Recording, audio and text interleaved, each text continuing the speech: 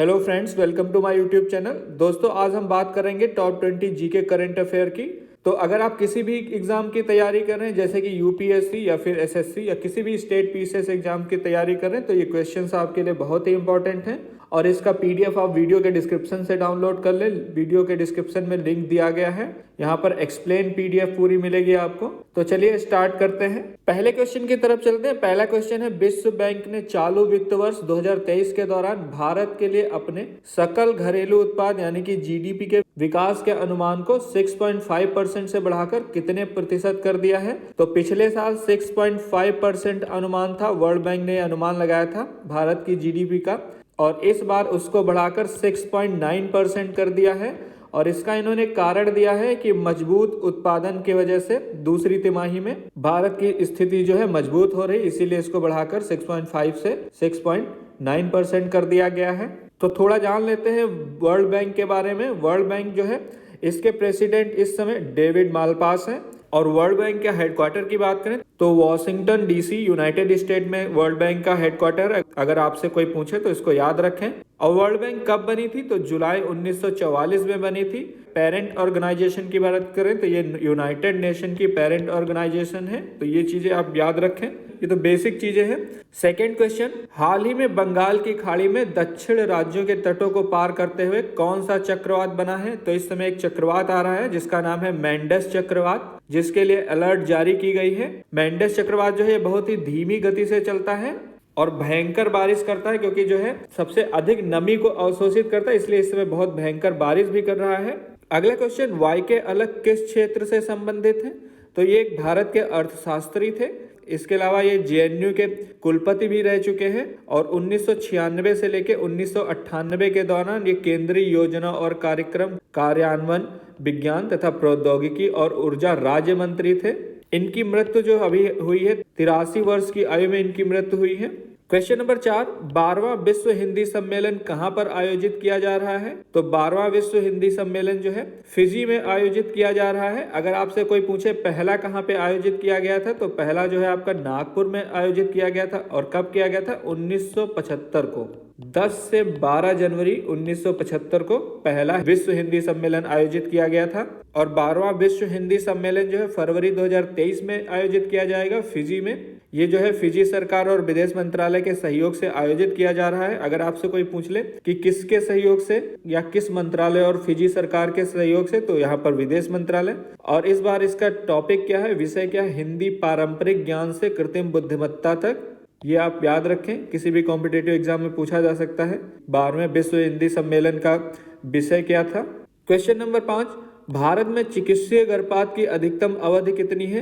तो 24 सप्ताह अधिकतम अवधि है, लेकिन इस समय ये चर्चा में है क्योंकि दिल्ली के एक कोर्ट में एक महिला को 33 सप्ताह के गर्भ को समाप्त करने की अनुमति दी गई है, इसीलिए ज्यादा चर्चा में है। एमपीटी बोले तो मेडिकल टर्मिनेशन ऑफ प्रेगनेंसी, और इसमें एक टर्म यूज हुआ है एमपीटी, जिसका मतलब होता है मेडिकल टर्मिनेशन ऑफ प्रेगनेंसी। और ये 24 सप्ताह का जो टाइम है, ये जो है मेडिकल टर्मिनेशन ऑफ प्रेगनेंसी अधिनियम 2021 में संशोधित करके किया गया था, ताकि महिलाओं को विशेष श्रेणी के लिए 24 सप्ताह तक के गर्भधारण की चिकित्सा समाप्ति का प्रावधान किया जा सके।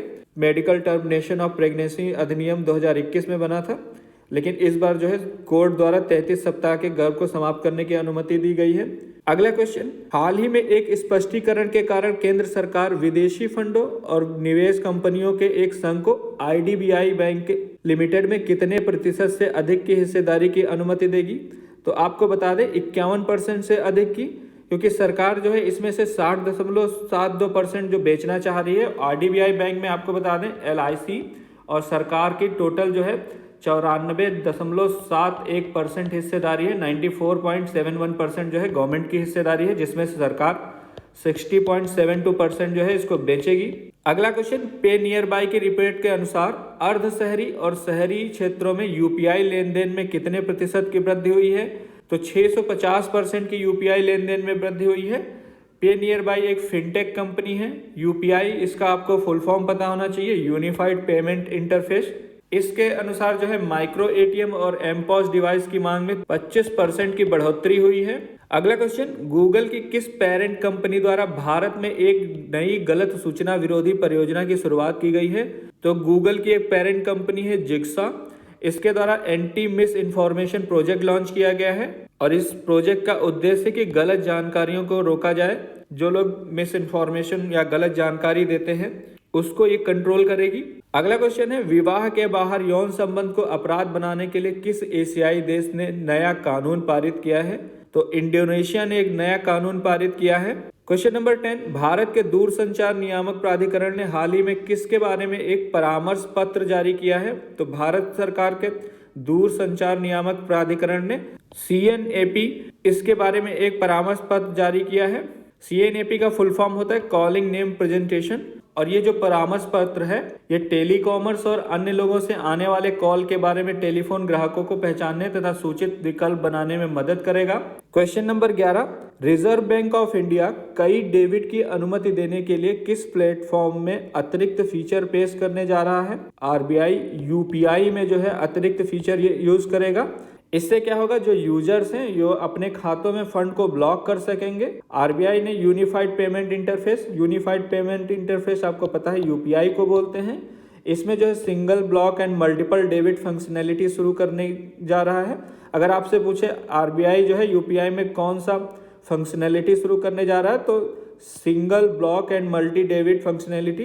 क्वेश्चन नंबर 12, भारतीय क्रिकेट के इतिहास में पहली बार इस सीजन में 3 महिला अंपायर पुरुषों की किस ट्रॉफी में अंपायरिंग करेंगी? तो अभी हाल ही में क्या हुआ था, पुरुषों की फीफा में महिला ने जो है रेफरी का काम किया था। रेफरी पहली बार कोई महिला बनी थी और इस बार जो है रणजी ट्रॉफी में 3 महिलाएं जो हैं अंपायरिंग करेंगी और उन महिलाओं के नाम क्या है, वृंदा राठी, जननी नारायण और गायत्री वेणुगोपालन।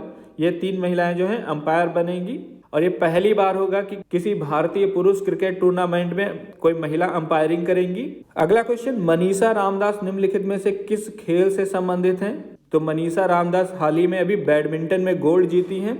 ये भारतीय शटलर हैं और इनको बैडमिंटन वर्ल्ड फेडरेशन की महिला para badminton player of the year चुना गया है। अगला क्वेश्चन, आदित्य मित्तल निम्नलिखित में से किस खेल से संबंधित हैं? तो आदित्य मित्तल शतरंज से संबंधित हैं।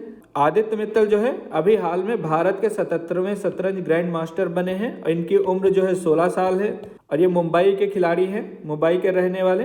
अगला क्वेश्चन है, निम्नलिखित में से उपराष्ट्रपति होता है राज्यसभा का पदेन सभापति, लोकसभा का पदेन सभापति, विधानसभा का या विधान परिषद का? तो उपराष्ट्रपति जो है राज्यसभा का पदेन सभापति होता है। इस समय हमारे उपराष्ट्रपति है जगदीप धनखड़ जी। इन्होंने पहली बार जो है राज्यसभा के अध्यक्ष के रूप में शीतकालीन सत्र की शुरुआत की है।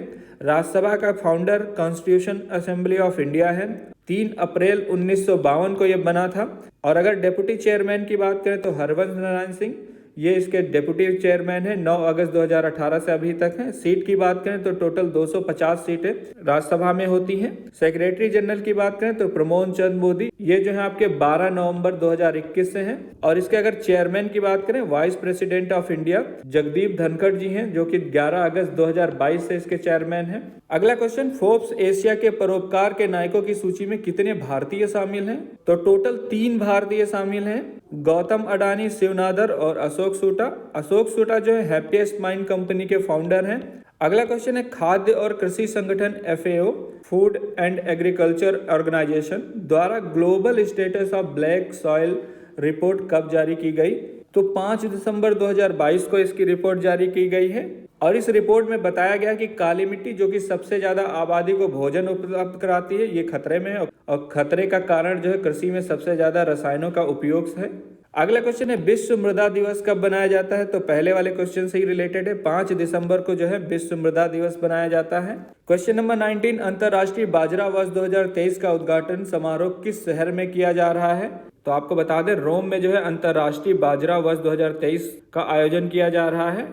इसका प्रस्ताव जो है भारत ने दिया था, जिसमें 72 देशों ने इसका समर्थन किया था और संयुक्त राष्ट्र महासभा UNGA ने 2023 को अंतर्राष्ट्रीय बाजरा वर्ष के रूप में घोषित किया है।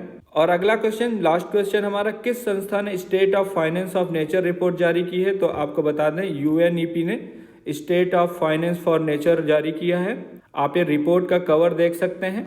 तो आप इसकी PDF डाउनलोड कर लें, वीडियो के डिस्क्रिप्शन में उसका लिंक दिया गया है और कमेंट में पिन है। इससे रिलेटेड कोई अन्य जानकारी चाहते हैं तो आप मुझसे कमेंट सेक्शन में पूछ सकते हैं। ये वीडियो देखने के लिए और मेरे साथ बने रहने के लिए आपका बहुत बहुत धन्यवाद।